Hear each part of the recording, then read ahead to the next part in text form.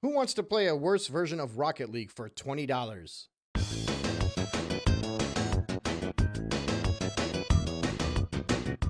Because that is what Nintendo believes their wheelchair basketball game is worth. Now, I think the reactions for this price point have been a perfect representation of everything the Switch 2 has caused amongst the enthusiast gaming populace.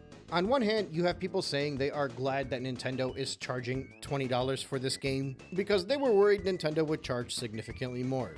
On the other hand, you have people pointing out that this should have been a free-to-play game.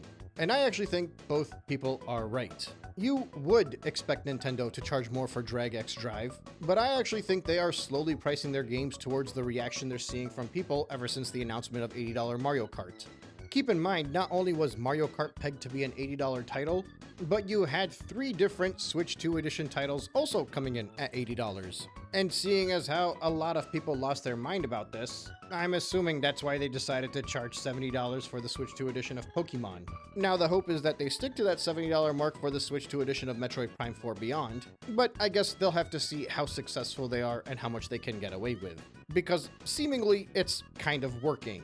The reason many people are okay with this $20 price tag of Drag X Drive is because Nintendo has set this standard in the past few months that if they can get away with a price point, they will certainly push as hard as they can. And I think they're realizing that they can't price Drag X Drive any more than they already have.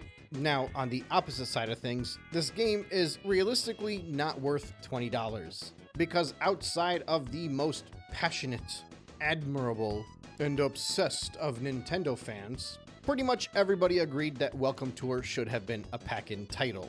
Now, Welcome Tour had the added benefit of being the only other launch title aside from Mario Kart from a first-party perspective. Well, not including the resellings of the old games, of course. Drag X Drive, however, will not be so lucky. Although, there is a scenario where it might actually be luckier than you expect. Because today people learned from this drip-fed, underwhelming month of June Direct that they've been slowly releasing every few days on the app just to keep the people engaged, that Drag X Drive is going to be released in August. And right now we know that Bonanza is the big July title, while Pokemon Legends is going to be the big October title. Does this mean that Drag X Drive is going to be Nintendo's big August title, while Metroid Prime and Kirby fill out the September and November timeline?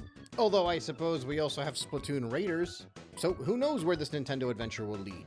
One thing is for certain, however, is that if August ends up being the month of Kirby and the Forgotten Land, plus Star-Crossed World, as well as the Dragon Drive month, then man is it a lame summer start for the Nintendo Switch 2.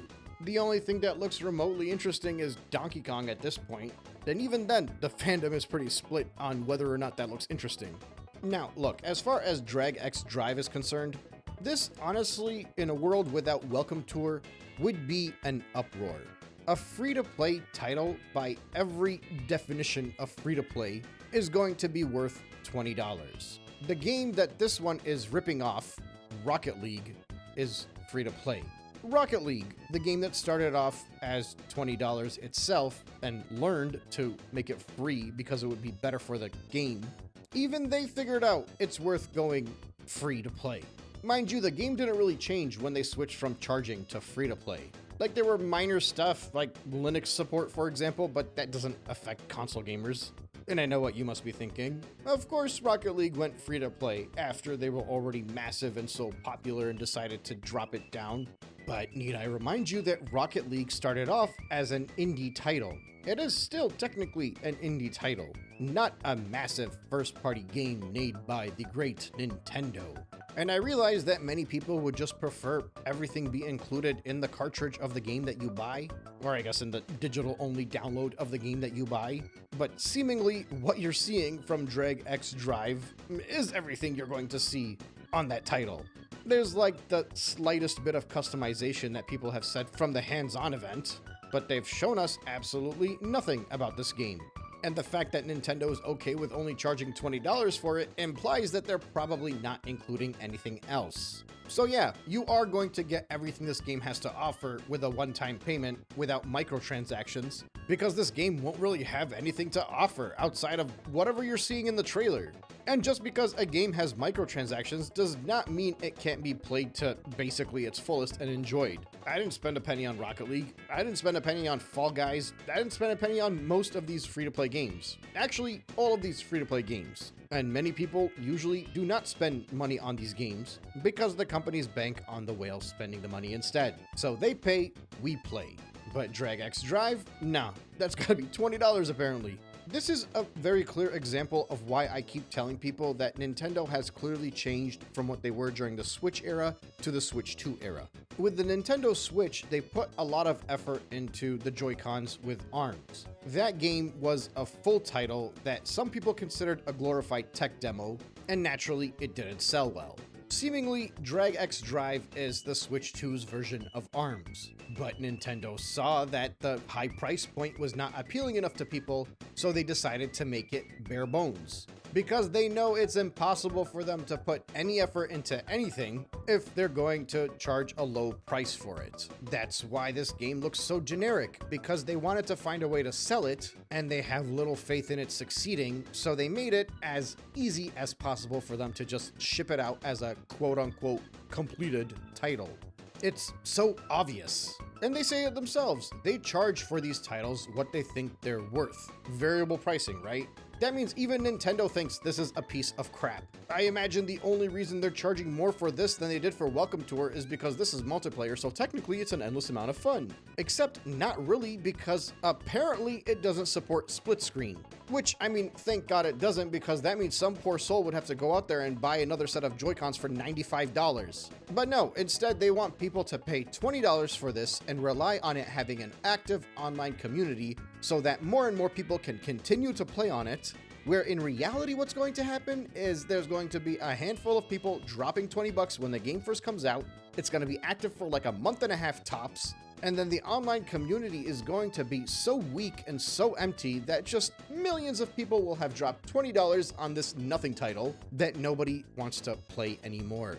And look, I know it seems like I just want everything to be free, but that's wrong. I don't want everything to be free.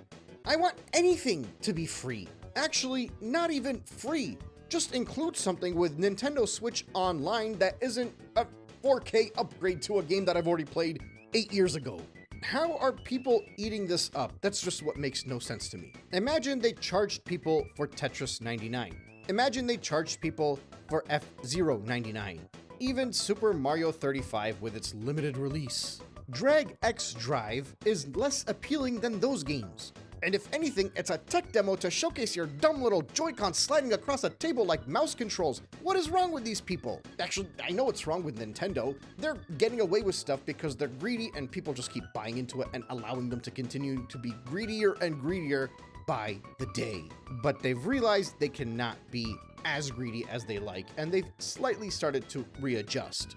They've fooled people into buying their $450 console that has a worse display than their previous edition, but they've also seen that there was a big uproar from people that don't want to buy in because Nintendo is just throwing their greed out there like it's nobody's business. On the Switch 1, this game would have been included with NSO. It clearly would have been included with NSO, because if they charged for this on Nintendo Switch, all of y'all would have freaked out and said, I'm never gonna buy this. But now, there's nothing to play on the Switch 2, and you want to slide your controllers around on a table, so they're gonna charge you 20 bucks and they expect people to buy in. Well, I hope they enjoy playing online with it for a month and a half until everybody gets bored of it. Although considering people are already getting bored of Mario Kart World, I doubt Drag X Drive will even last a month and a half. I also think it's hilarious that Nintendo is completely shying away from the use of the word wheelchair, because, I don't know, are they embarrassed to make an inclusive game? Meanwhile, it's ironic that so many people are parading this as an inclusive type game, when games with forced motion controls are often some of the most criticized from the community of people with disabilities. But yeah, let's pat Nintendo on the back. They won't even use the word wheelchair here. Look, I'm just gonna be honest about this. Welcome Tour should have been included as a free game because it would have been a proper manual for the Nintendo Switch 2. It's so obvious. It's such a tap-in. A great gift for people that are willing to spend money on a $450 console. And Dragon Drive should have been included with anybody that got Nintendo Switch Online. Or at the very minimum, this should have been the 1-year free game that people could play. 6 months free, people could play this game, instead of Game Chat. I see a lot of people calling this one dead on arrival. In fairness, they said the same thing about Welcome Tour. I don't exactly know how well that one did, and I don't know how much of that is just because people bought a Switch 2 and wanted to grab something with it. So I don't know if this is gonna follow suit and get purchased way more than you would expect as well. But I don't know. I don't think it does. I remember ARMS didn't do too well either, and they ended up doing some free online thing for a few weekends back in the early Switch days, and I actually enjoyed that a ton. Doing that, I learned that ARMS was pretty fun. Actually, I think the same thing happened with the release of Mario Tennis Aces. They had like a weekend where it was a free online demo, and everybody was on that thing. Waluigi was so OP. It was awesome. But with the Switch 2, nah, they don't need to do that. They know you're just gonna buy whatever they crap out to the eShop. Whatever, it'll be interesting to see how this goes. I'm glad there's another game for people to purchase that's exclusive to the Switch 2. I'm pretty sure the 3DS had over 20 of those, and that was on its launch day, on a console that everybody likes to stress that it had a weak launch lineup. Either way, I think I'm out for the night. Speaking of the 3DS, I did a video earlier today about my Nintendo 64 flash cart. A lot of you requested a similar type of video for the modded 3DS and the modded Wii U as well, so I'm probably gonna be doing those. I'm not sure in what order yet, and I'll probably do a nice showcase of my modded Switch as well. Don't worry, I don't pirate. This is just about mods. I feel obligated to remind people of that every single time we mention the word mods, because seemingly everybody thinks that just touching your console the wrong way is illegal. But I guess depending on how you touch it, it might be.